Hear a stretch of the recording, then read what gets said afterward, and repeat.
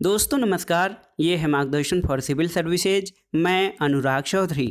दोस्तों आज की वीडियो में हम सॉल्व करेंगे LT grade, TGT, PGT, government inter college प्रवक्ता, गवर्नमेंट डिग्री कॉलेज, उच्चतर शिक्षा असिस्टेंट प्रोफेसर और नेट जेआरएफ के लिए विश्व के भूगोल से संबंधित महत्वपूर्ण प्रश्नों का भाग 10। इसमें हम नदी द्वारा निर्मित स्थलाकृति और अपवाह प्रतिरूप से संबंधित महत्वपूर्ण प्रश्नों को सॉल्व करेंगे।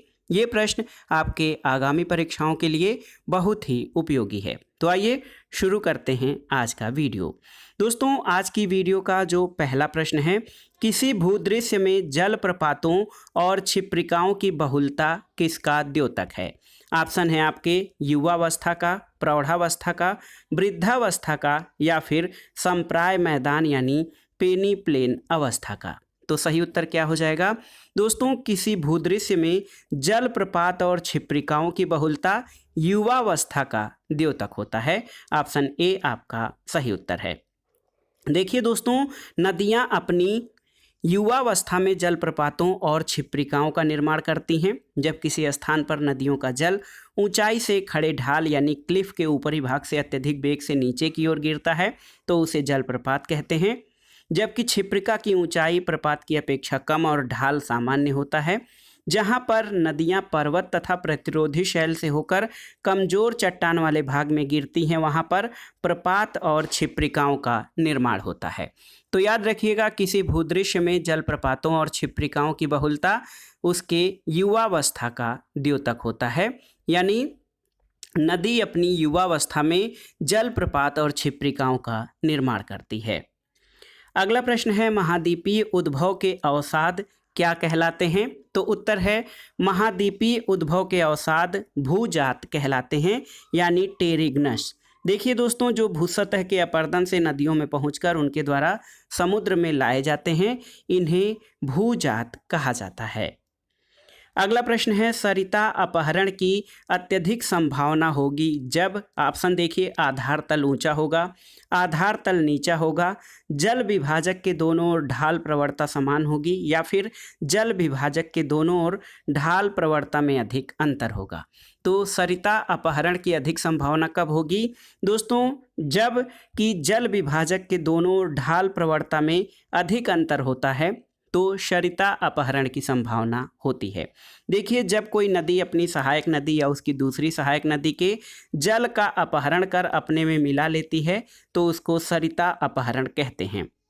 अपहरण करती नदी के लिए सरिता अपहरण की अधिक संभावना होगी जब नदी का ढाल तीव्र हो यानी ढाल प्रवणता अधिक हो, नदी में जल की मात्रा अधिक हो जिससे तीव्र ढाल के साथ प्रवाह धारा तीव्र हो सके, नदी घाटी की चौड़ाई कम हो ताकि नदी जल दूर तक न फैले, और चौथा है नदी कमजोर शैल से होकर बह रही हो और नदी की धारा में बोझ कम हो जिससे अपर्दन अपाध गति से चल सके।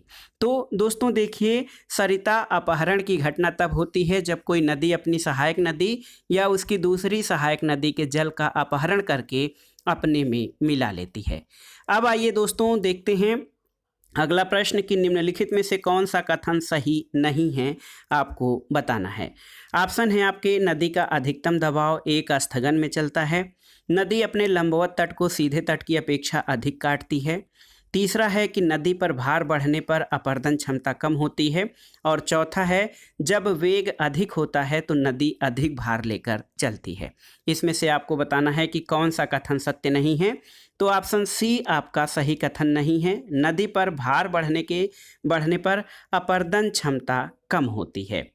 तो देखिए दोस्तों, नदियां जो हैं भूतल पर समतल स्थापना का कार्य 3 रूपों में करती हैं। एक तो अपर्दन, दूसरा परिवहन और तीसरा निक्षेप।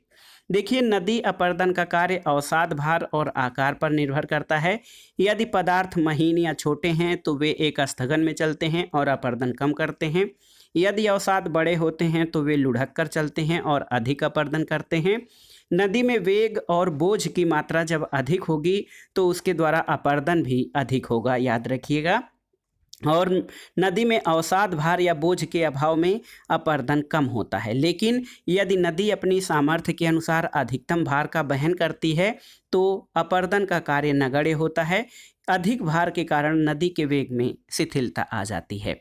तो नदी पर भार बढ़ने पर अपर्जन क्षमता कम होती है, ये आपका सत्य नहीं है।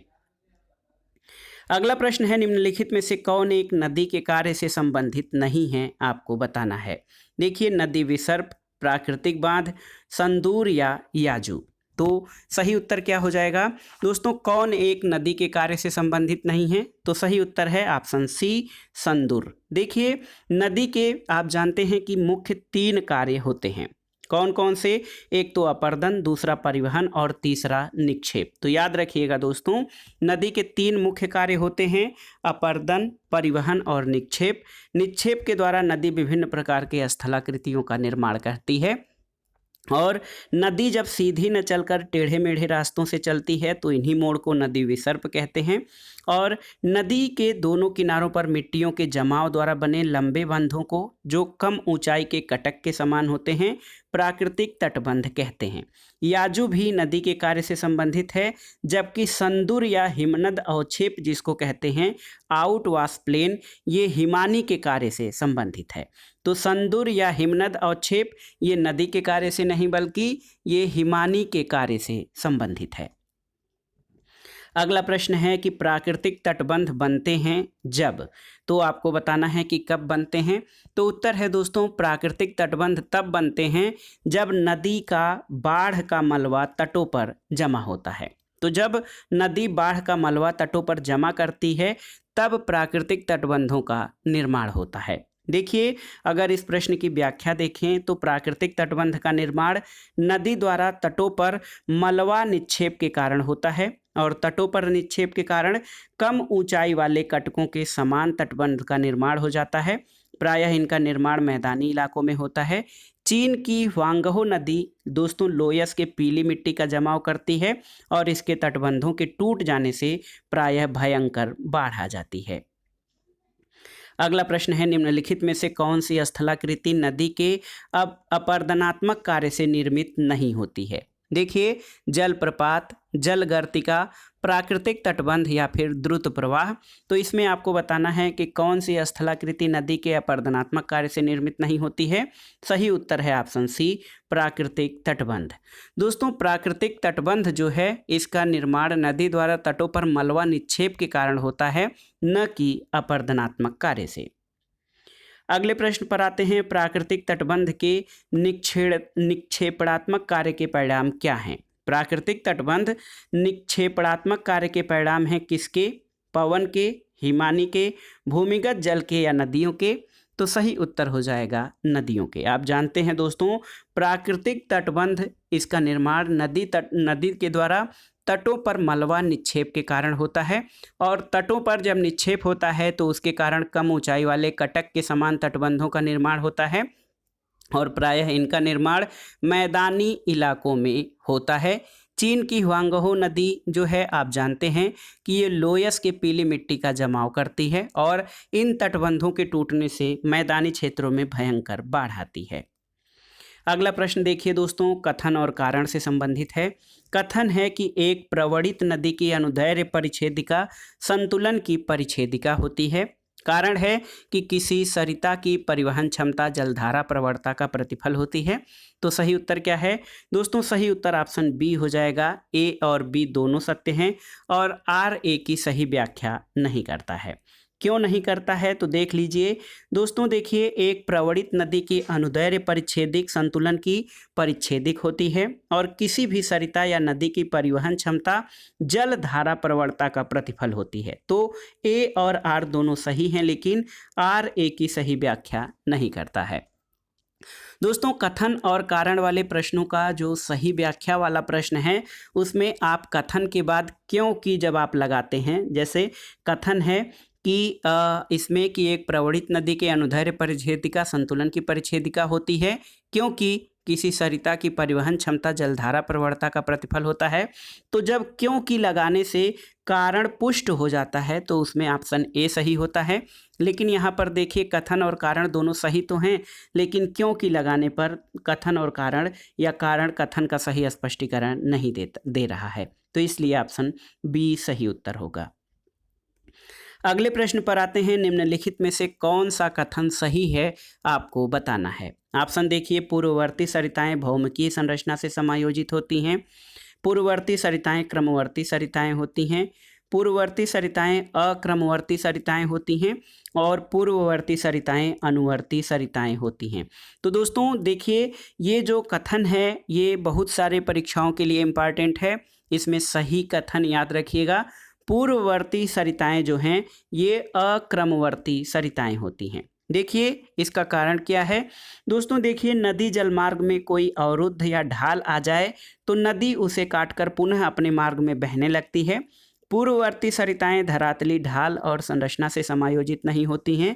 ये सरिताएं स्थानीय ढाल का अनुसरण नहीं करती हैं, इसलिए इन्हें विलोम अनुवर्ती या प्रति अनुवर्ती जलधारा भी कहा जाता है।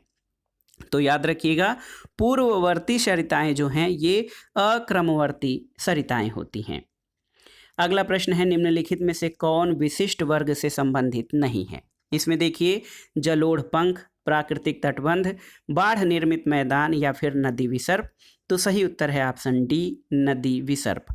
दोस्तों नदी विसर्प जो होता है ये विशिष्ट वर्ग से संबंधित नहीं है, क्योंकि नदी के बहते हुए जल से अपरदन द्वारा उत्पन्न स्थल रूपों में जल प्रपात का निर्माण जलगर्तिका, नदी वेदिका और नदी विसर्प, सूकर कटक, संप्राय मैदान आदि प्रमुख हैं। जबकि नदी द्वारा निक्षेप के माध्यम से जलोढ़ पंख और जलोढ़ शंकु, बालू का पुलिन, प्राकृतिक तटबंध, बाढ़ का मैदान, डेल्टा आदि महत्वपूर्ण है। तो इसमें दिया गया है कि नदी विसर्प द्वारा निर्मित अपरदनात्मक आकृति कौन है, तो ये आपका नदी विसर्प हो जाएगा दोस्तों। और इसके अलावा नदी विसर्प अन्य से अलग हो जाएगा, क्योंकि जलोढ़ पंख, प्राकृतिक तटबंध और बाढ़ निर्मित मैदान जो होते हैं ये किसके उदाहरण हैं, ये निक्षेप के उदाहरण हैं। और अपरदन से जलगर्तिका, नदी वेदिका, नदी विसर्प और सूकर कटक का निर्माण होता है। अगला प्रश्न है, निम्नलिखित में से कौन सा अपरदनात्मक स्थल रूप है। आसान सा प्रश्न है। देखिए, जलप्रपात, ड्रमलिन, लोएस और डेल्टा। तो सही उत्तर है जलप्रपात।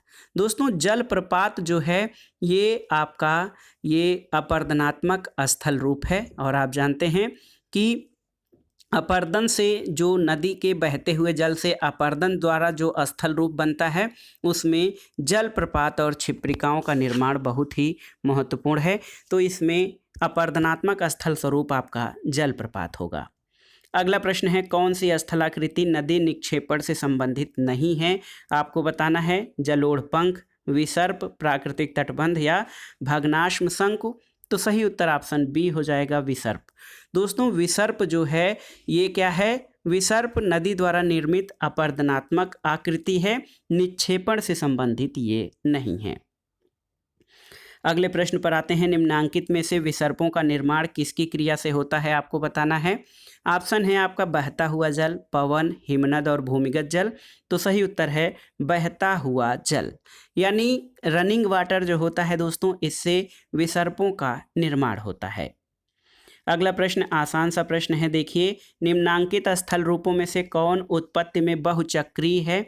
सर्क, नदी विसर्प, अधः कर्तिक विसर्प या गोखुर झील। तो सही उत्तर है देखिए अधः कर्तित विसर्प जो है ये उत्पत्ति में बहुचक्रीय होता है। और आप जानते हैं जीर्णावस्था में या अंतिम अवस्था में नदी कम गति और कम ढाल के कारण सीधे मार्ग से न प्रवाहित होकर टेढ़े मेढ़े मार्ग से होकर बल खाती हुई चलती है और नदी के इन मोड़ों को विसर्प कहते हैं। प्रथम चक्र में नदी चौड़े विसर्पों का निर्माण करती है और यदि उस अवस्था में उस स्थल का उत्थान हो जाए तो नदी में नवोन्मेष हो जाता है, जिस कारण वह पुराने चौड़े विसर्प के अंदर निम्न कटाव द्वारा दूसरे संकरे और गहरे विसर्प का निर्माण करती है। इसे अधः कर्तित विसर्प कहा जाता है। अगला प्रश्न है, नदी की अंतिम अवस्था में क्षैतिज अपरदन तथा निक्षेप द्वारा सतह की सभी असमानताएं समाप्त हो जाती हैं। इससे निर्माण होता है किसका। देखिए ऑप्शन है मोनेड नाक का, पेडिप्लेन का, संप्राय मैदान का या उपर्युक्त में से किसी का नहीं। तो सही उत्तर है दोस्तों नदी की अंतिम अवस्था में क्षैतिज अपरदन तथा निक्षेप द्वारा सतह की सभी असमानताएं समाप्त हो जाती हैं। इससे संप्राय मैदान का निर्माण होता है। अगला प्रश्न है दोस्तों, नदी अपरदन चक्र के किस चरण में मोनेड नाक दिखाई देते हैं, आपको बताना है। तो सही उत्तर है वृद्धावस्था या जीर्णावस्था की अवस्था में। दोस्तों, नदी की जीर्णा अवस्था जो होती है उसमें क्या होता है, प्रतिरोधी सेलों के भाग अपरदन अवशेष के रूप में यत्र तत्र सामान्य सतह के ऊपर दिखाई देते हैं। इनको मोनेड नाक कहा जाता है और मोनेड नाक दोस्तों नदी अपरदन की वृद्धावस्था की स्थिति में दिखाई देते हैं। अब आइए अगले प्रश्न पर आते हैं। क्वेस्टा नदी अपरदन की किस अवस्था का भूरूप है, आपको बताना है। युवावस्था, प्रौढ़ावस्था, वृद्धावस्था या उपर्युक्त में से कोई अवस्था नहीं। तो सही उत्तर है दोस्तों, क्वेस्टा जो होता है ये नदी अपरदन की युवावस्था का परिणाम है। नदी की अपरदन क्रिया द्वारा जो स्थल रूप बनते हैं उनमें एक तो जलप्रपात बनता है, जल गतिका बनती है, संरचनात्मक सोपान, नदी वेदिका, नदी विसर्प, क्वेस्टा और सूकर कटक और संप्राय मैदान का निर्माण होता है। क्वेस्टा नदी अपरदन की युवावस्था का परिणाम है। तो याद रखिएगा दोस्तों, क्वेस्टा जो है नदी अपरदन की जो है युवावस्था का परिणाम है। अगला प्रश्न है, निम्नलिखित में से किस नदी द्वारा पक्षिपाद डेल्टा का निर्माण किया जाता है। देखिए, अमेजन नदी, मिसिसिपी नदी, नील नदी या फिर गंगा नदी। तो सही उत्तर है पक्षिपाद डेल्टा या पक्षी के पंजे की आकृति वाले डेल्टा का निर्माण ये मिसिसिपी नदी करती है। ऑप्शन बी आपका सही उत्तर है। और पक्षिपाद डेल्टा का निर्माण सागर से अधिक दूरी तक नदी की धारा के रूप में प्रवाहित होने और उसके किनारों पर अति महीन कणों के निक्षेप के कारण होता है। मुहाने पर नदी की उपशाखाओं या वितरिकाओं से किनारे पर भी महीन अवसादों के निक्षेप रहते हैं और जो पंजे के संलग्न अंगुलियों के समान बाहर की ओर निकले होते हैं। मिसिसिपी का डेल्टा इसका सर्वोत्तम उदाहरण है। तो याद रखिएगा, पक्षिपाद डेल्टा का सर्वोत्तम उदाहरण मिसिसिपी नदी का डेल्टा है। दोस्तों देखिए, चापाकार डेल्टा का निर्माण मुख्य रूप से अर्धशुष्क जलवायु वाले प्रदेशों में होता है और भारत की नर्मदा और ताप्ती नदियों समेत विश्व की मैकेंजी, ओडर, विस्चुला, ओब, हडसन ये नदियां जो है डेल्टा का निर्माण नहीं बल्कि ज्वार नदमुख यानी एस्चुअरी का निर्माण करती हैं। अगला प्रश्न है दोस्तों, बहुत ही महत्वपूर्ण प्रश्न है, इस पर आते हैं। निम्नलिखित में से कौन सा पंजा डेल्टा का उदाहरण है। तो आप जानते हैं पंजा डेल्टा का उदाहरण मिसिसिपी नदी का डेल्टा है। ऑप्शन बी सही उत्तर है। अगला प्रश्न है, निम्न नदी डेल्टा में कौन एक पक्षी पंजा डेल्टा का उदाहरण है। तो ये प्रश्न कई बार पूछा गया है। मिसिसिपी नदी का डेल्टा ये पक्षिपाद डेल्टा या पक्षी पंजा डेल्टा का उदाहरण है। अगला प्रश्न है कि निम्नलिखित में से कौन सी नदी धनुषाकार डेल्टा बनाती है। ऑप्शन देखिए, मिसिसिपी, गंगा, नील और हडसन। तो दोस्तों यहाँ पर देखिए, गंगा नदी और नील नदी ये दोनों ही नदियाँ यानी बी और सी दोनों ही नदियाँ दोस्तों ये धनुषाकार डेल्टा या फिर जिसको चापाकार डेल्टा कहते हैं इसका निर्माण करती हैं। देखिए दोस्तों, धनुषाकार या चापाकार डेल्टा का आकार वृत्त के चाप या धनुष के समान होता है। धनुषाकार डेल्टा का निर्माण उस समय होता है जब नदी की मुख्य धारा द्वारा पदार्थों का निक्षेप बीच में अधिक हो, जिससे कि बीच का भाग उभरा रहे और किनारे का भाग संकरा रहे। इस तरह की आकृति धनुष के समान होती है और धनुषाकार डेल्टा का सर्वोत्तम उदाहरण नील नदी का डेल्टा है। लेकिन इसी प्रकार का delta Ganga delta, Rhine delta, Niger delta, Irrawaddy delta और वर्तमान हुआंगहो डेल्टा, बोल्गा डेल्टा और डेन्यूब डेल्टा ये सभी धनुषाकार या चापाकार डेल्टा के उदाहरण हैं। तो इसमें ऑप्शन बी और सी यानी गंगा नदी का डेल्टा और नील नदी का डेल्टा दोनों ही चापाकार या धनुषाकार डेल्टा के उदाहरण हैं। अगला प्रश्न है दोस्तों, निम्नलिखित में से कौन चापाकार डेल्टा का उदाहरण है। तो सही उत्तर हो जाएगा नाइजर डेल्टा। दोस्तों ये धनुषाकार या चापाकार डेल्टा का उदाहरण है। और आप जानते हैं मिसिसिपी डेल्टा ये पक्षिपाद डेल्टा का उदाहरण है। अगले प्रश्न पर आते हैं दोस्तों, जब सागरी लहरें और धाराएं नदियों द्वारा निर्मित डेल्टा परिवर्तित और नष्ट कर दें तो परिणाम स्वरूप अपक्षयित डेल्टा क्या कहलाता है, आपको बताना है। ऑप्शन है रुंडित डेल्टा, परित्यक्त डेल्टा, ज्वारनदमुख डेल्टा या चापाकार डेल्टा। तो सही उत्तर है जब सागरी लहरें और धाराएं नदियों द्वारा निर्मित डेल्टा परिवर्तित और नष्ट कर दें तो उसको रुंडित डेल्टा कहा जाता है।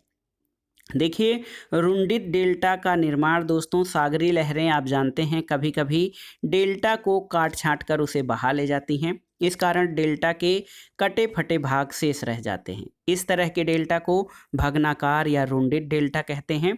हुआंगहो या जिसको पीली नदी कहा जाता है, वो प्रत्यक्त डेल्टा का निर्माण कर चुकी है।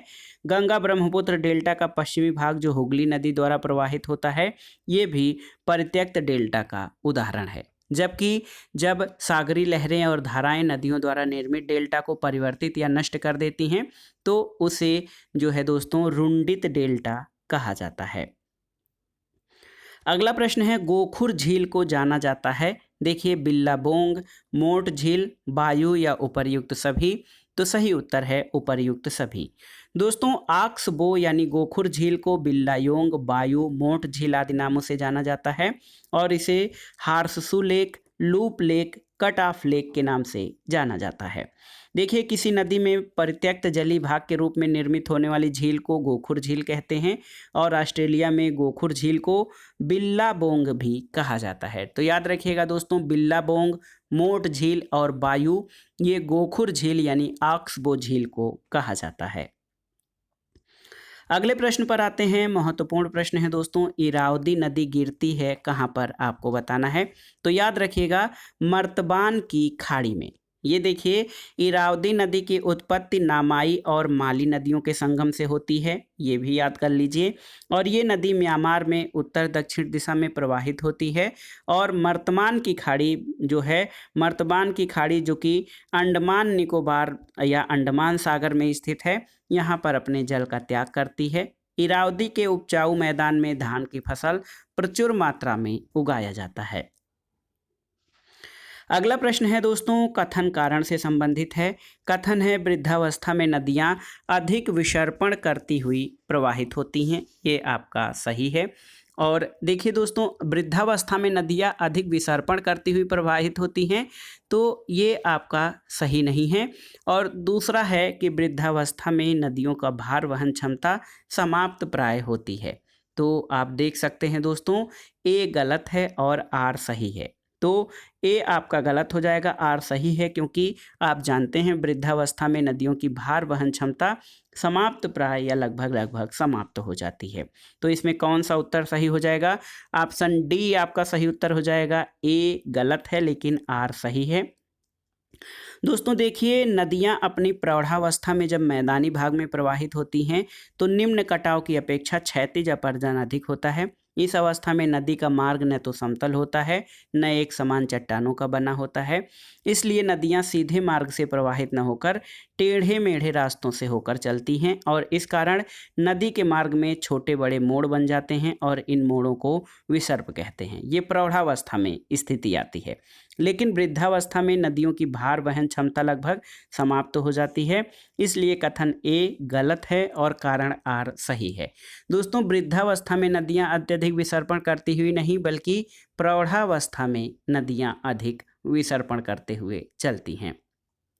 तो देखिए, बहुत ही महत्वपूर्ण है दोस्तों। कुछ अन्य महत्वपूर्ण तथ्यों को देखते हैं। मियांडर या विसर्प आंशिक रूप में निक्षेप और अधिकांश रूप में क्षैतिज अपर्दन तथा लंबवत अपर्दन का परिणाम होता है। अगला प्रश्न है, किसी नदी के खड़े पार्श्व वाली गहरी और संकीर्ण घाटी को क्या कहते हैं? कगार, कटक, भृगु या महाखड्ड? तो सही उत्तर है महाखड्ड यानी गार्ज। देखिए दोस्तों, नदी द्वारा अपनी घाटी में की गई ऊर्ध्वाधर कटाई के कारण घाटी पतली, गहरी और वी आकार की हो जाती है। ये दो प्रकार की आकृति का निर्माण गार्ज और कैनियन का निर्माण कहती है। दोस्तों, बहुत गहरी और संकरी घाटी को गार्ज, कंदरा या महाखड्ड कहा जाता है। तो याद रखिएगा, किसी नदी के खड़े पार्श्व वाली गहरी और संकीर्ण घाटी को महाखड्ड, गार्ज या कैनियन कहा जाता है। अगला प्रश्न है, वी आकृति की घाटी का निर्माण किया जाता है किसके द्वारा? देखिए, हिमानी द्वारा, परहिमानी द्वारा, नदी द्वारा या फिर सागरी तरंगों द्वारा? तो सही उत्तर है ऑप्शन सी, नदी द्वारा। दोस्तों, वी आकार की घाटी का निर्माण नदी द्वारा किया जाता है और नदी की तली को अत्यधिक मात्रा में काटकर उसे गहरा किया जाता है, जिससे नदी घाटी बढ़ती जाती है और घाटी का आकार वी आकार का हो जाता है। नदी घाटी अत्यंत तंग और सकरी हो जाती है, जिसमें दीवारों का ढाल तीव्र और उत्तल होता है। वी आकार की घाटी को दो वर्गों में विभाजित किया जाता है, गार्ज और कैनियन। वास्तव में जब वी आकार की घाटी का ढाल अधिक तीव्र हो जाता है तो गार्ज का निर्माण होता है और गार्ज के विस्तृत रूप को कैनियन कह सकते हैं। दोनों में अंतर केवल आकार का होता है। अगले प्रश्न पर आते हैं दोस्तों। निम्नलिखित में से कौन सा कथन सत्य नहीं है, आपको बताना है। देखिए, पैन प्लेन एक संगम मैदान है जिसका निर्माण बाढ़ के मैदानों के क्षैतिज अपर्दन के कारण होता है, ये सही कथन है। दूसरा है, पेनी प्लेन का निर्माण अंतर सरिता क्षेत्र में निम्नीकरण के परिणाम स्वरूप होता है, सही है। तीसरा है कि एच प्लेन का निर्माण हिमानी अपर्दन द्वारा होता है, ये आपका सही नहीं है। चौथा है, पेडी प्लेन का निर्माण कई पेडिमेंटों तथा आकस्मिक मरुस्थली गुंबदों के सम्मिलन से होता है, तो सही उत्तर है दोस्तों, एच प्लेन का निर्माण हिमानी अपर्दन द्वारा होता है, ये सही नहीं है, क्योंकि एच प्लेन का निर्माण हिमानी अपर्दन द्वारा नहीं बल्कि उपसतह के अपक्षय से निर्मित मैदान होता है। तो ये आपका गलत कथन हो जाएगा, ऑप्शन सी गलत है, जबकि ए बी डी सही कथन है। देखिए दोस्तों, यहाँ पर आप देख सकते हैं कि जे वैलेट 1933 और वैसे वेलिस द्वारा देखिए ये एच प्लेन की संकल्पना प्रस्तुत की गई थी। एच प्लेन का निर्माण हिमानी अपर्दन द्वारा नहीं बल्कि अपक्षय से निर्मित मैदान होते हैं। और देखिए, पैन प्लेन क्या है, तो नदी बेसिन के बाहर की ओर प्रसार के परिणाम स्वरूप कई बाढ़ के मैदानों के परस्पर मिल जाने से जो विस्तृत मैदान बनता है उसको पैन प्लेन कहा जाता है। पेनी प्लेन आर्द्र जलवायु प्रदेश में जलीय चक्र की अंतिम अवस्था में निर्मित आकृति विहीनता निचला समतल मैदान को पेनी प्लेन कहते हैं। और पेडी प्लेन ये अर्ध शुष्क प्रदेश में अपर्दन चक्र की अंतिम अवस्था में कई पेडिमेंट के मिलने से निर्मित अत्यंत मंद ढाल वाली समतल सतह, जिसके ऊपर मलबे की पतली परत होती है अथवा वह निक्षेप रहित हो सकती है, तो उसको पेडी प्लेन कहा जाता है। अगले प्रश्न पर आते हैं दोस्तों। सामान्य दशाओं के अंतर्गत निम्नलिखित में से कौन सा एक नदीय क्रिया द्वारा निर्मित लक्षणों का सही क्रमिक विकास है, आपको बताना है। इसमें आप देख सकते हैं सही उत्तर आपका हो जाएगा ऑप्शन सी, नदी के क्रिया द्वारा उत्पन्न लक्षण सबसे पहले जलप्रपात, फिर नदी वेदिकाएं, उसके बाद विसर्परोधिकाएं और फिर गोखुर झीलों का निर्माण होता है। और ये सामान्य दशा के अंतर्गत नदी क्रिया द्वारा उत्पन्न लक्षणों का सही क्रम है।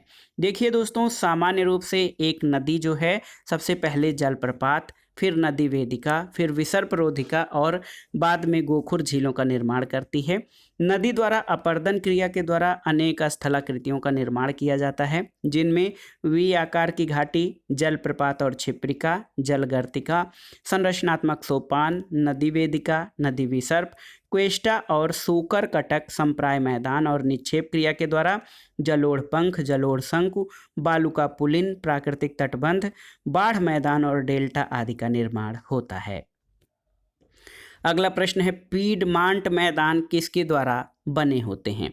तो सही उत्तर है दोस्तों, पीडमांट मैदान नदी के द्वारा बने हैं। पीडमांट मैदान नदियों द्वारा बनते हैं। पर्वतीय अग्रभाग और बजादा के मध्य अपर्दित शैल सतह वाले सामान्य ढाल वाले भाग को पीडमांट कहा जाता है। इसका निर्माण अपक्षय और नदी अपर्दन द्वारा विभिन्न संरचना वाली चट्टानों के काटे जाने से होता है। तो याद रखिएगा, पीडमांट मैदान नदी द्वारा जो है नदी के अपक्षय द्वारा होता है, नदी अपर्दन द्वारा। अगला प्रश्न है दोस्तों, देखिए, एक ऐसी जल प्रवाह प्रणाली जिसका निर्माण ऐसे क्षेत्र में हुआ हो जहां पर क्रमानुसार मुलायम और कठोर चट्टानें व्यवस्थित हैं और सरिताओं का प्रवाह मुलायम चट्टानों के साथ साथ पाया जाता है, तो इस प्रकार की प्रवाह प्रणाली को क्या कहा जाता है? तो सही उत्तर है दोस्तों, इस प्रकार के प्रवाह को जालीनुमा जल प्रवाह प्रणाली कहा जाता है। जब एक जल प्रणाली या जिसका निर्माण ऐसे क्षेत्र में हुआ है जहां पर क्रमानुसार मुलायम और कठोर चट्टानें व्यवस्थित होती हैं और सरिताओं का प्रवाह मुलायम चट्टानों के साथ साथ पाया जाता है। तो इसको जालीनुमा जल प्रवाह प्रणाली कहते हैं। जालीनुमा प्रतिरूप उन क्षेत्रों में पाया जाता है जहां कड़ी और मुलायम चट्टानें साथ साथ किसी दिशा में झुकी मिलती हैं। साथ ही क्वेस्टा स्थलाकृति वाले क्षेत्रों में भी ये प्रतिरूप मिलता है। अगला प्रश्न है दोस्तों, आधार तल में ऋणात्मक परिवर्तन होने से निम्नलिखित में किस स्थलाकृति का निर्माण संभव है? ऑप्शन है, देखिए, संरचनात्मक सोपान, जलोढ़ शंख, रिया या फिर नदी वेदिकाएं। तो सही उत्तर है संरचनात्मक सोपान। देखिए दोस्तों, आधार तल में जब ऋणात्मक परिवर्तन या निगेटिव चेंज होता है या अपर्दन इसको कहा जाता है, तो इससे संरचनात्मक सोपान स्थलाकृति का निर्माण संभव है। इससे निर्मित अन्य आकृतियों में जलप्रपात, नदी वेदिका, नदी विसर्प, क्वेस्टा, सूकर कटक और संप्राय मैदान हैं। अगले प्रश्न पर आते हैं, नील नदी के डेल्टा किस प्रकार के डेल्टा का उदाहरण है? आपको बताना है। ऑप्शन है चापाकार डेल्टा, पंजाकार डेल्टा, रुंडित डेल्टा या फिर अग्रवर्धी डेल्टा। तो सही उत्तर क्या है आप जानते भी हैं। नील नदी का डेल्टा चापाकार डेल्टा है। गंगा, राइन नदी, बोलगा, लीना आदि नदियों का डेल्टा भी चापाकार डेल्टा का उदाहरण है। मिसिसिपी नदी का डेल्टा आप जानते हैं पक्षिपाद या पंजाकार डेल्टा है। नर्मदा, ताप्ती, अमेजन, ओब ये डेल्टा नहीं बल्कि ज्वार नदमुख का निर्माण करती हैं। और हुआंगहो नदी का डेल्टा परित्यक्त डेल्टा का उदाहरण है। अगले प्रश्न पर आते हैं दोस्तों, घाटी के निम्नलिखित में से किस भाग में नदी के गुम्फित जलमार्ग से होकर प्रवाहित होने की संभावना है? देखिए, तरुणावस्था में तीव्र ढाल वाले क्षेत्रों में, गिरिपाद क्षेत्र में जहां तलछट के विशाल टुकड़ों को निक्षेपित होने की संभावना है, या मुहाने के निकट जहां नदी का वेग काफ़ी कम हो जाता है, या फिर शीर्ष क्षेत्र के निकट। तो आपको बताना है घाटी के किस भाग में नदी के गुम्फित जलमार्ग से होकर प्रभावित होने की संभावना है। तो ये है मुहाने के निकट जहाँ नदी का वेग काफ़ी कम हो जाता है। दोस्तों, आप देख सकते हैं कि नदी अपने शीर्ष क्षेत्र के अपर्दन द्वारा अत्यधिक मलबा प्राप्त कर लेती है। जब वह पहाड़ी ढाल से नीचे उतरती है तो ढाल में अचानक कमी के कारण नदी का वेग कम हो जाता है। इसके परिणाम स्वरूप परिवहन शक्ति में कमी के कारण ढाल के निचले भाग पर नदी इसलिए निक्षेप करने लगती है कि उसका ढाल ऊंचा हो जाए ताकि अधिक मलबे का परिवहन हो सके। इस परिस्थिति में बड़े बड़े टुकड़े ढाल के निचले भाग में छूट जाते हैं और जलोढ़ पंख का निर्माण होता है। जलोढ़ पंख की चोटी या शीर्ष के पास कई नदी जो है कई शाखाओं में बंट जाती है और कुछ दूरी के बाद यह पंख बजरी में लुप्त हो जाती है। कुछ दूरी पर निचले ढाल पर जल स्रोत या झरने के रूप में प्रकट होती है और इस तरह की नदी को गुम्फित नदी कहते हैं। असम में ब्रह्मपुत्र, बिहार में कोसी और गंडक के संगम के नीचे गंगा गुम्फित नदियों के उदाहरण हैं। अगला प्रश्न है, गुम्फित नदी की विशेषता क्या है? नदी के ऊपरी भाग के प्रवाह की, नदी के मध्य भाग के प्रवाह की, हिमनद के ऊपरी भाग के प्रवाह की या नदी के निचले भाग की प्रवाह की? तो सही उत्तर है नदी के निचले भाग के प्रवाह की विशेषता है गुम्फित नदी। अगले प्रश्न पर आते हैं दोस्तों, बहुत ही महत्वपूर्ण प्रश्न है, ईगर ज्वारीय भित्ति। याद रखिएगा ये महत्वपूर्ण टर्म जो है इंपॉर्टेंट है। ईगर ज्वारीय भित्ति का संबंध किस नदी से है? ऑप्शन देखते हैं, सेंट लॉरेंस नदी, अमेजन नदी, ट्रेंट नदी या सीन नदी। तो सही उत्तर है ऑप्शन सी, ट्रेंट नदी। ईगर ज्वारीय भित्ति का संबंध दोस्तों ट्रेंट नदी से है और ये यूके के अंतर्गत इंग्लैंड में अवस्थित है। अगले प्रश्न पर आते हैं, निम्नलिखित में से कौन एक सही मिलान है? देखिए, जलगर्तिका, काष्ठ स्थलाकृति और अपर्दन में ये कौन सा सही मिलान है? इसमें कई चीज़ें हैं, तो इसमें सही मिलान है जलगर्तिका, वातोड़, स्थलाकृति और अपर्दन। दोस्तों देखिए, जलगर्तिका, नदी स्थलाकृति और अपर्दन ये आपका जो है सही मिलान हो जाएगा। तो सही उत्तर ऑप्शन डी हो जाएगा। अगला प्रश्न है, रन ऑफ द रिवर तकनीक क्या है? ये बार बार समाचारों में चर्चा में आता है कि रन ऑफ रिवर तकनीक क्या है। तो सही उत्तर है दोस्तों, सुरंग द्वारा जल विद्युत हेतु जल लेकर और फिर नदी में बहने देना, ये रन ऑफ द रिवर तकनीक है। और आप जानते हैं रन ऑफ द रिवर तकनीक के अंतर्गत सुरंग द्वारा जल विद्युत के लिए जल लेकर और फिर नदी में बहने देना है। इस तकनीक से मानवीय विस्थापन कम और प्राकृतिक आवास संरक्षित रहता है। अगला प्रश्न है, निम्नलिखित कथनों का परीक्षण कीजिए और नीचे दिए गए कोड का उपयोग करके सही उत्तर का चयन कीजिए। पहला कथन है कि बहता हुआ जल अपरदन का अब तक का सबसे महत्वपूर्ण कारक रहा है, और दूसरा है अपरदन के अन्य कारक जैसे ग्लेशियर, पवन और भूमिगत जल स्थानीय रूप से प्रभावी होते हैं। तो सही उत्तर क्या हो जाएगा दोस्तों? ये दोनों ही कथन आपके सही हैं। ऑप्शन सी सही उत्तर हो जाएगा। आप जानते हैं कि बहता हुआ जल अपरदन का अब तक का सबसे महत्वपूर्ण कारण है, और अपरदन के अन्य कारणों में ग्लेशियर, पवन और भूमिगत जल स्थानीय रूप से प्रभावी होते हैं। अब आइए देख लेते हैं दोस्तों, नदीय अपरदन से विकसित भू आकृतियों का कौन सा सही क्रम है, आपको बताना है। और ये प्रश्न इस वीडियो का यानी आज का जो विश्व का भूगोल का टेस्ट या सेट है, इसका आखिरी प्रश्न है। नदी अपरदन से विकसित भू आकृतियों का निम्नलिखित में से कौन सा सही क्रम है, आपको बताना है। तो सही उत्तर तंग घाटी, तलहटी मैदान, बाढ़ी मैदान और डेल्टा, ये नदी अपरदन से विकसित भू आकृतियों का सही क्रम है। दोस्तों आप देख सकते हैं नदी अपरदन से विकसित भू आकृतियों का सही क्रम, सबसे पहले तंग घाटी यानी गार्ज, तलहटी मैदान यानी पीडमांट प्लेन, बाढ़ी मैदान यानी फ्लड प्लेन और डेल्टा, ये दोस्तों तंग घाटी अपरदन द्वारा, जबकि शेष तीनों निक्षेपण द्वारा निर्मित स्थलाकृतियां हैं। तो नदी अपरदन से विकसित भू आकृतियों में तंग घाटी, तलहटी मैदान और बाढ़ी मैदान तथा लास्ट में डेल्टा, ये सही क्रम है। तो ये था आज का वीडियो। इसमें दोस्तों आपने नदी द्वारा निर्मित स्थलाकृति और अपवाह प्रतिरूप से संबंधित जो परीक्षोपयोगी प्रश्न हैं उनको आपने सॉल्व किया। ये प्रश्न आपके आगामी परीक्षाओं के जैसे LT grade, TGT, PGT, government inter college प्रवक्ता, गवर्नमेंट डिग्री कॉलेज, उच्चतर शिक्षा असिस्टेंट प्रोफेसर के साथ साथ केंद्रीय विद्यालय संगठन दिल्ली अधीनस्थ सेवा द्वारा आयोजित परीक्षाओं के साथ साथ जो सामान्य अध्ययन के अंतर्गत विश्व का भूगोल खंड है उसके लिए भी ये इम्पॉर्टेंट है। आप इसको तैयार कर लीजिएगा। वीडियो आपको कैसा लगा हमें कमेंट बॉक्स में ज़रूर बताइए। वीडियो को लाइक करें, शेयर करें और इस चैनल मार्गदर्शन फॉर सिविल सर्विस को सब्सक्राइब करें।